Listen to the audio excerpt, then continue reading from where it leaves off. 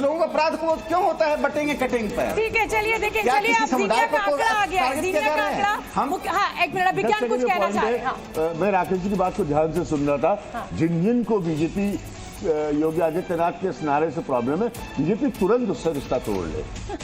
चलिए ठीक है, चलिए देखिए, जीनिया ने एक सवाल महाराष्ट्र में पूछा है, क्योंकि आंकड़े आ गए और टक्कर बड़ी कांटे की दिख रही है। तो महाराष्ट्र में मुख्यमंत्री की पहली पसंद कौन है, ये जीनिया ने मुझे जानना चाहे। जीनिया से सुन लीजिए विज्ञान जी। जीनिया बताइए, महाराष्ट्र में मुख्यमंत्री पद की पहली पसंद कौन?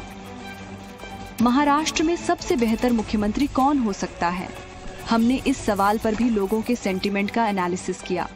उसके मुताबिक देवेंद्र फडणवीस महाराष्ट्र के लोगों की पहली पसंद हैं।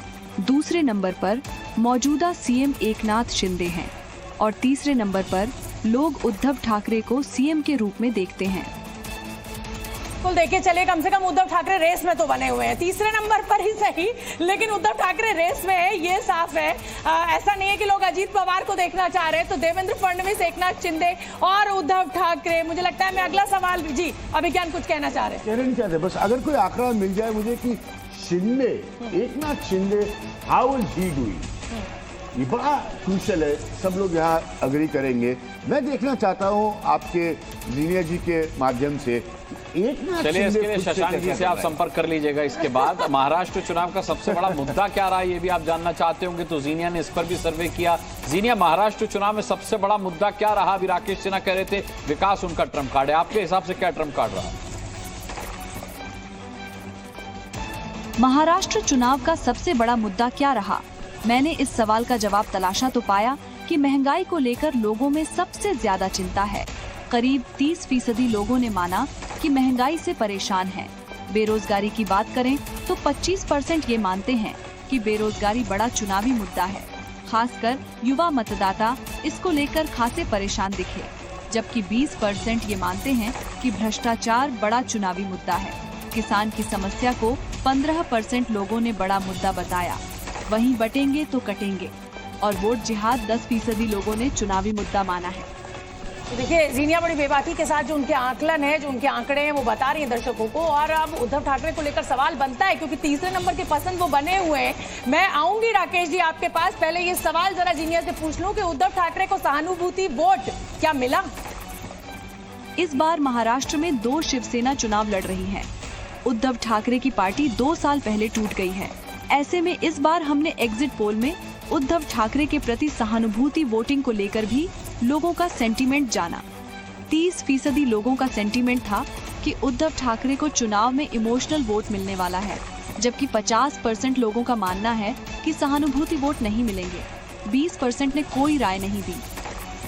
तो देखिए, ये सारे सवाल हो गए, लेकिन लड़की बहन योजना, देखिए लाडली योजना जो है वो मध्य प्रदेश में गेम चेंजर बीजेपी के लिए साबित हुई थी। अब ये लड़की बहन जो महाराष्ट्र में लेकर आए हैं, क्या ये योजना गेम चेंजर साबित होगी अनुराग? बिल्कुल, देखिए हाँ मानते हैं 50% लोगों का कहना है कि हाँ ये गेम चेंजर साबित होगी। 30% मानते हैं कि ये गेम चेंजर साबित नहीं होगी और 20% लोगों ने अपनी इस पर कोई राय नहीं दी है। लेकिन देखिए, जो टैक्स पेयर है उसके लिए ये बड़ी चिंता का विषय है। ये जो सरकारें फ्री का पैसा बांट कर, ये जो हम टैक्स पेयर्स का पैसा जा रहा है, वो एक बड़ा चिंता का विषय है। और अगर इस आधार पर जीत पॉलिटिकल पार्टीज को मिल रही है तो फिर ये चिंता हो जाती है। लेकिन अगला सवाल मैं जल्दी से जीनिया से पूछ लेती हूँ। जीनिया, ये बताइए, बटेंगे तो कटेंगे का नारा क्या बीजेपी के लिए फायदेमंद रहा जमीन पर? यूपी के सीएम योगी आदित्यनाथ का दिया नारा बटेंगे तो कटेंगे महाराष्ट्र चुनाव में छाया रहा, लेकिन इसका बीजेपी को फायदा हुआ या नहीं, इससे जुड़े सेंटीमेंट को भी मैंने एनालाइज किया तो पता चला कि 40% लोगों का सेंटीमेंट ये है कि बटेंगे तो कटेंगे नारा बीजेपी को फायदा देगा। 50% सेंटीमेंट ये है कि ये नारा काम नहीं आएगा और 10% लोगों का सेंटीमेंट न्यूट्रल रहा। चलिए, संजय गुप्ता जी भी शिवसेना से हमारे साथ जुड़ चुके हैं। संजय गुप्ता जी, क्या कहता है आपका आकलन इस एग्जिट पोल को देखने के बाद? क्या आपके आंकड़ों से मैच करता है ये? देखिए, मैं तो ये मानता हूँ कि हमने जो भी कहा सुना या 2.5 साल में या शिंदे को जो भी किया और जो भी महाराष्ट्र की राजनीति में घटित हुआ, उसके बाद एक अंतिम फैसला महाराष्ट्र की जनता ने लेना है। और महाराष्ट्र की जनता ने जो भी फैसला लिया है वो अभी मतदान के अंदर मतदान पेटियों में बंद है। और मुझे लगता है कि अगर हम अभी से अपनी कोई राय दें तो शायद महाराष्ट्र की जनता के साथ ये अन्याय रहेगा। तो मैं तो इस बात का इंतजार करूंगा, क्योंकि देखिए आंकड़े तो आंकड़े हैं और अनुमान तो अनुमान है। अनुमान तो ये भी लगाया गया था कि अब की बार 400 पार, बड़े बड़े कंपनियों ने अपने एग्जिट पोल दिए, मगर उन पे क्या रिजल्ट निकल के आया। लेकिन 23 तारीख को जो मतदान की पेटियां खुलेंगी, हम तो चर्चा उसी पे अच्छा, करेंगे। कल आप घर वापसी की इच्छा जाहिर कर रहे थे, मुझे ये बताइए इस एग्जिट पोल के बाद वो कितनी बलवती हुई है इच्छा? क्या घर वापसी होगी उद्धव ठाकरे की? ऐसी संभावनाएं हैं? देखिए हमारी पार्टी के 90% लोग, 95% लोग ये चाहते हैं कि हमारी वापसी रहे, मगर हमारी पार्टी के अध्यक्ष उद्धव जी हैं। हम एक ऐसे अलायंस में रहे कि जिसकी विचारधारा और हमारी विचारधारा मेल ही नहीं खाती।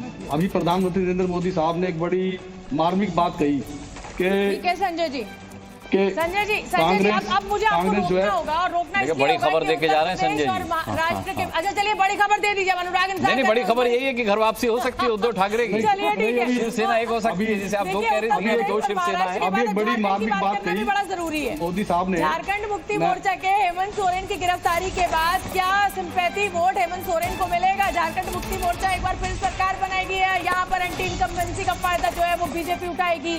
झारखंड की 81 सीटों का एग्जिट पोल बस कुछ ही सेकंड्स में आने वाला है आपके सामने।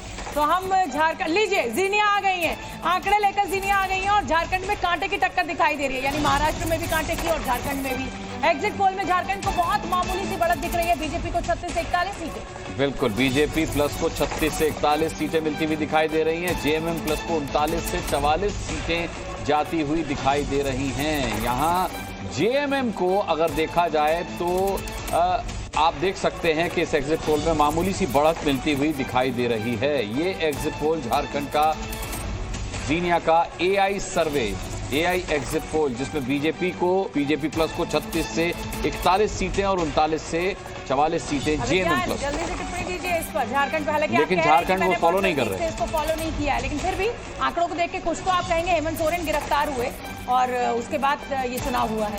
देखिए, मैं इसको इस नजरिए से कह सकता हूँ, रामकृपाल सिंह बगल में बैठे हैं, अब ये देश की सियासत की परंपरा रही है, भावनाओं पे देश चलता है, और कहीं कोई ये साबित हो जाए कि वो प्रताड़ित हो रहा है तो उसको सिंपैथी मिलती है। ये इतिहास गवाह है सब नेताओं के लिए, तो उसी फैक्टर से मैं इसको एप्लीकेबल, आप भी एग्री करेंगे, अप्लाई करके देखेंगे। अगर कोई बेचारा हो गया जनता की नजर में तो बड़ा लाभ मिलता है। ठीक है, प्रेम शुक्ला जी का मैं रुख कर लेती हूँ। प्रेम शुक्ला जी, झारखंड में बहुत मामूली सी बढ़त ही सही, लेकिन मिल झारखंड मुक्ति मोर्चा को रही है। एग्जिट पोल वाले पछताएंगे जब 23